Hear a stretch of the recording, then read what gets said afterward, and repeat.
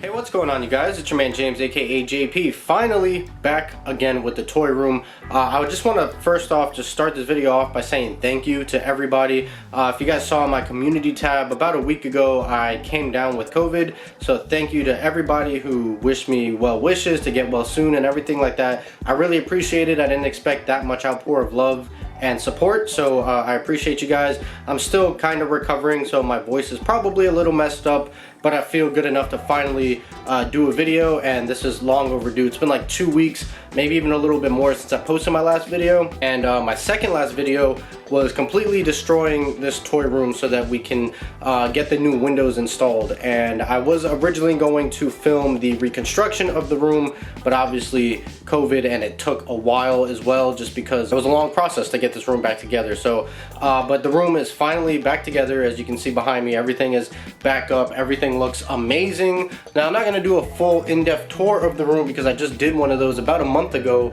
but I am going to show everything that I changed because I did move and change around quite a bit of stuff. So without further ado, let's go ahead and get into this mini tour slash update of the toy room's return. All right, so we're gonna start right over here in the entrance of the room. So the first thing you'll notice is I finally put something on the door. The door was always a little plain looking, and admittedly I could fill up a little bit more, but right now I have this hoverboard Back to the Future wooden sign that I got from Universal Studios, and I really like how it looks along this white background of the door. It just really pops. The colors are really bright and vibrant, and I'm just a really big fan of the sign. Like I said, it's made out of wood, and it's like got different layers to it, so like the hoverboard is thicker than the background piece, so it's a really cool little display piece, and I'm very happy. And it's right in the vicinity of some of my Back to the Future cars, as well as the Back to the Future shelf over here, so it works out really well right over there.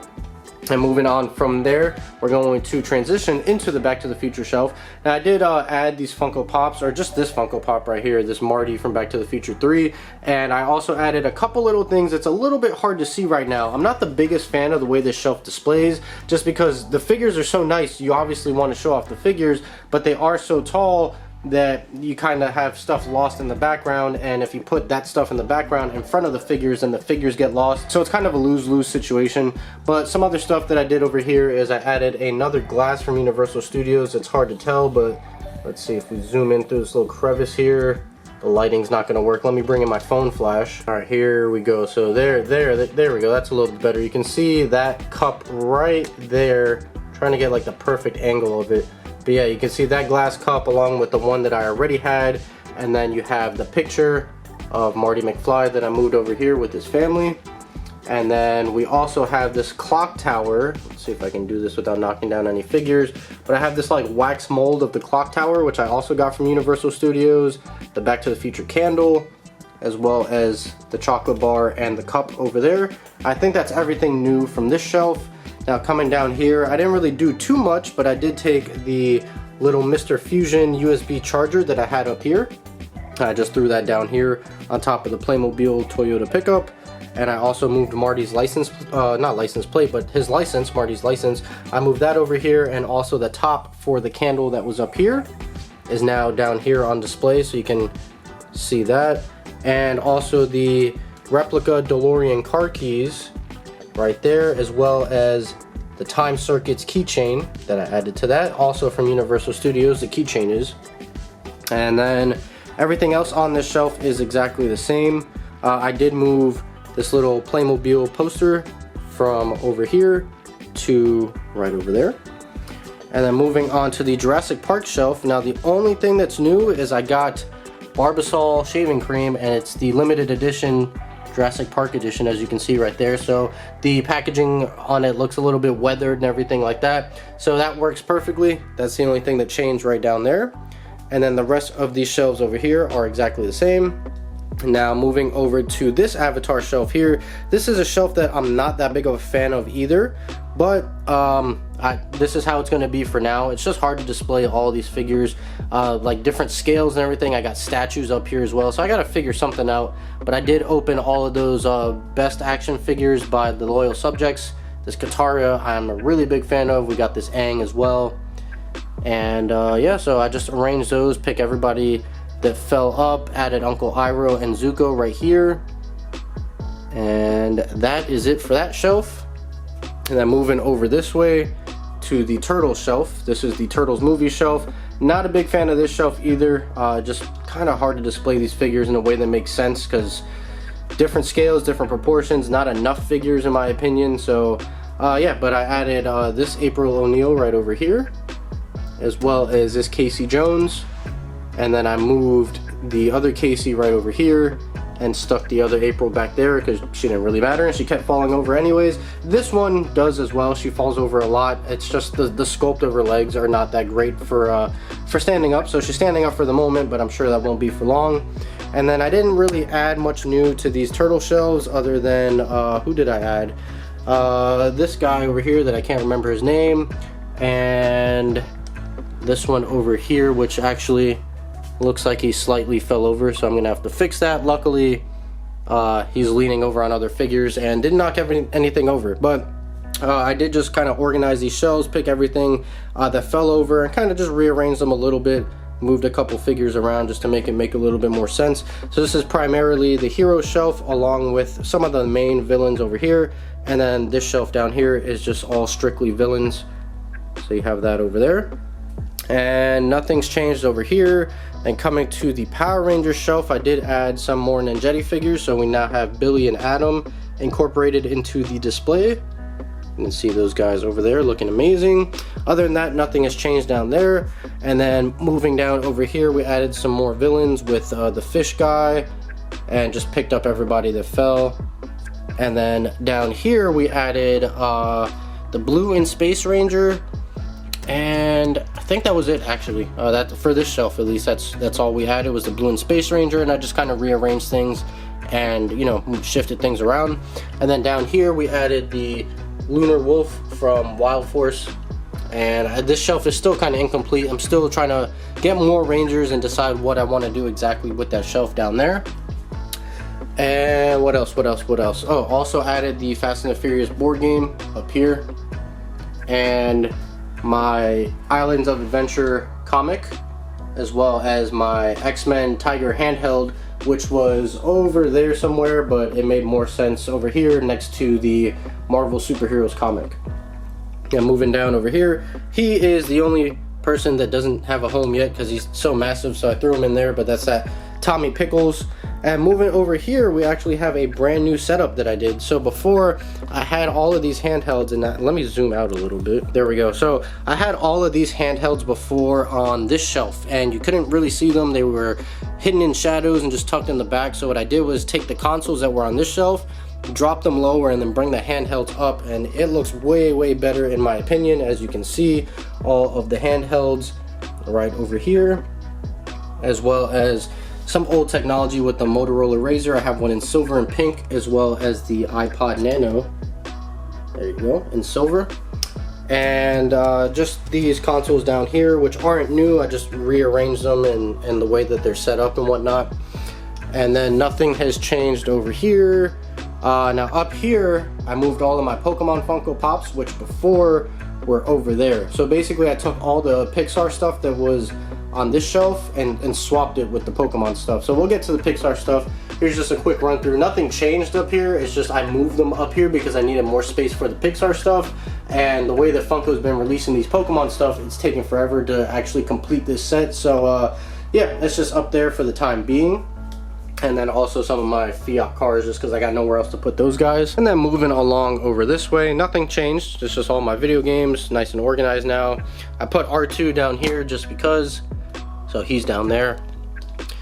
And yeah, nothing changed over here. And I forgot to mention that I added the cereal boxes up there behind the Michael Jordan Funko Pop. So you have the Wheaties Michael Jordan box and the LeBron James Fruity Pebbles box. Unfortunately, I really wanted to put the LeBron James one over here with the Space Jam Pops, but it just didn't fit anywhere, so it's just kind of hidden back there. Another thing that I did over here was add the Star Wars movie posters that I have for Star Wars Episode 4 and 5. Unfortunately, I was never able to find Episode 6, so I just have 4 and 5. And I think that's everything else that I added over in this section as I just run into my Pac-Man arcade one up. And then moving on to the Pixar stuff.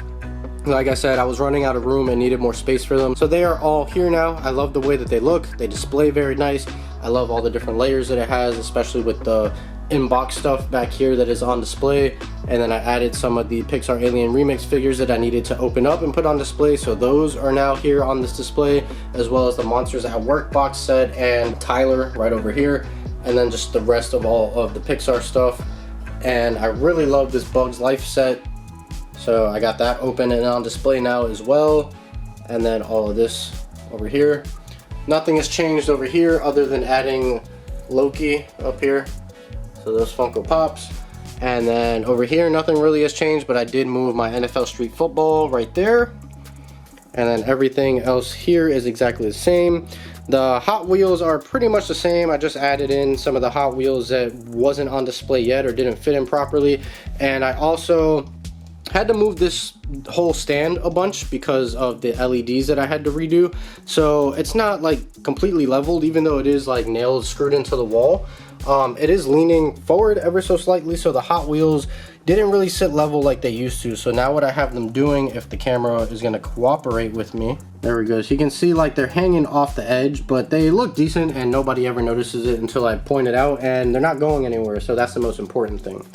So then moving over to this section, first obviously you can see I have this Pac-Man light over here, but I have to talk about the LEDs that I set up as soon as I turn the flash on my phone off. There we go. So I had to redo the LEDs, and the way that I had the LED strips before, I had two really long LED strips, and they started from an outlet that's right behind this Pac-Man cabinet, and they go all the way up, all the way across, all the way down, and then it comes up the back of this, goes across, then goes down, then comes up to about the back of right there, and that was one strip. Then I had another strip that was plugged into the same outlet, and that went across the bottom and then started here on the back side, went all the way up, all the way across, all the way down, then back up the side of this, and then across and down.